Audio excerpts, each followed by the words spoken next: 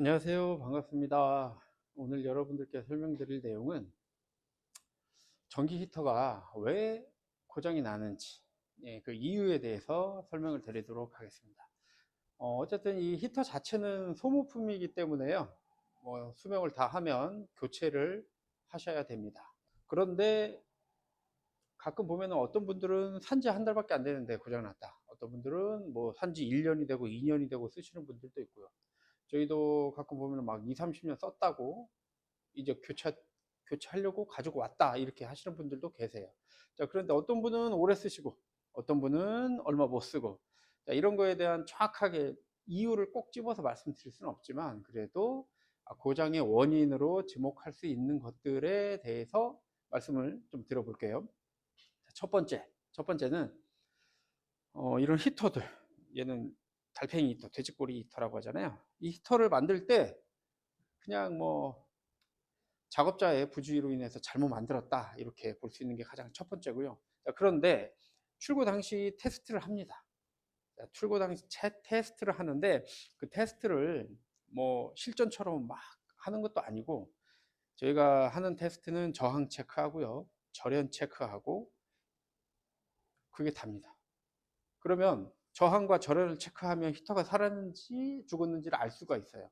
그렇기 때문에 순간에 체크를 할 때는 괜찮아요. 근데 어째서 어떤 부주의로 인해서 만들었기 때문에 얘네들이 오래 못 가고 고장이 날까? 자, 그 중에 한 가지를 말씀을 드리면, 이 파이프 안에 열선이 들어갑니다. 가운데에. 그리고 양옆으로 빈 공간 안에 전열 채워 넣죠. 전열체를. 자, 그런데 이 파이프 안에 열선이 정 가운데로 들어가는 게 아니고 어느 한쪽으로 쏠려 있다면, 한쪽은 공간이 좀 많이 남고 한쪽은 공간이 적겠죠.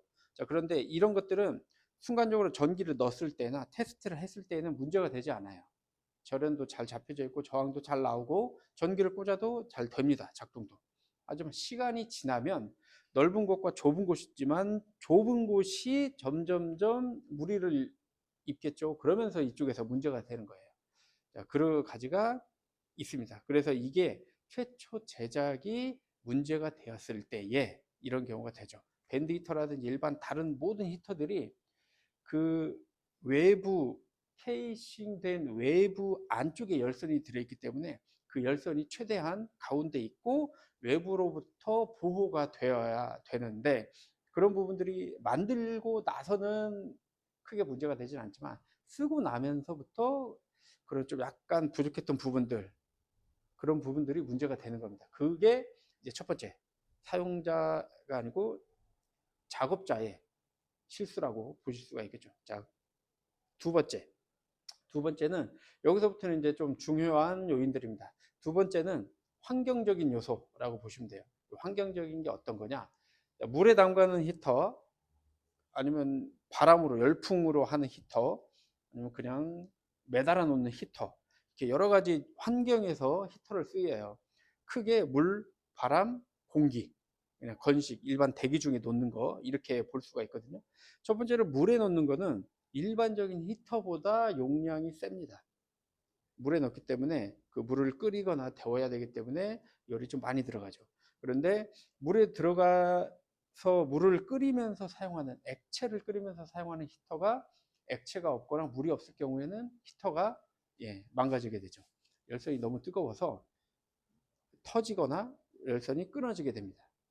그래서 항상 물속에 들어가 있었던 거는 물속에 들어가 있어야 돼요. 그리고 가능하면 히터를 껐다고 해서 바로 바깥으로, 물 바깥으로 빼는 건 또 좋지 않습니다. 그래서 항상 물속에 넣어 놓고 식으면 빼는 걸로 이렇게 하셔야 돼요. 그리고 또 한 가지는, 물통이 이렇게 있으면 옆면에서, 밑바닥 옆면에서 꽂으면 히터가 전체가 잠기기 때문에 상관이 없는데, 위에서 이렇게 내려 꽂을 경우에 물의 수위가 있고 빈 공간이 있어요. 그런데 위에서 내려 꽂았는데 빈 공간, 물이 차 있고 위에 뚜껑까지 빈 공간이 열이 나면 이게 바깥으로 노출되어 있기 때문에 물이 열을 식혀주지 못해서 여기가 또 문제가 됩니다. 그래서 항상 위에서 꽂을 경우에는 물에 잠기는 부분만 발열이 될 수 있도록 제작을 하셔야 돼요. 그런 거 말씀해 주시면 저희가 제작을 해 드립니다. 자, 그리고 물, 그 다음엔 바람. 바람도 마찬가지예요. 바람도 잘 불어줘야지. 히터 구조 자체적으로 바람이 잘 통하게 하기 위해서 핀 히터라는 걸 사용을 합니다. 방열 핀을 사용해서 히터 외부에 핀을 장착해서 발열 부위를 넓혀주는 거죠. 그래서 넓어진 발열 부위를 바람이 열을 전체적으로 쓸고 바깥으로 나가주는 역할을 하는 거거든요. 그래서 이제 핀 히터를 사용하시는 건데, 그럴 경우에 이제 모터의 속도가 떨어져서 바람이 안 불거나, 예? 아니면 그 바람을 불어주는데 실내에 압이 차는 경우가 있어요. 바람은 너무 세고 실내의 환기구나 이 압을 빼주는 장치가 없어서 압이 차면 이게 바람이 역류합니다. 바로 역행을 하기 때문에 모다 쪽으로 다시 바람이 나오거든요. 팬으로. 그래서 이제 망가지는 경우가 있거든요. 이제 그럴 경우에는 이제 환경적으로 잘 조절을 해주시면 돼요. 그리고 공기 중에, 일반 공기 중에 놓는 건 대기 중에 놓기 때문에 그 계산을 해서 일반 다른 물이나 바람이나 이런 곳에 쓰이는 히터보다 용량을 낮춰요. 그래서 얘네들은 그냥 둬도 상관이 없습니다. 근데 이게 문제가 되는 건 첫 번째, 작업자의 부주의로 인해서 처음 말씀드렸다시피 약간 부실하게 만들어서 얼마 사용하지 못해서 이게 문제점이 되는 경우가 있고요. 또 두 번째로는 뭐냐면 온도 컨트롤러가 있어야 돼요. 무조건 물이나 바람이나 매달아 놓는 거나, 이건 자 세 가지로 다 공통적으로 꼭 필요한 건데요. 온도 컨트롤러가 있어야지 히터를 100% 사용을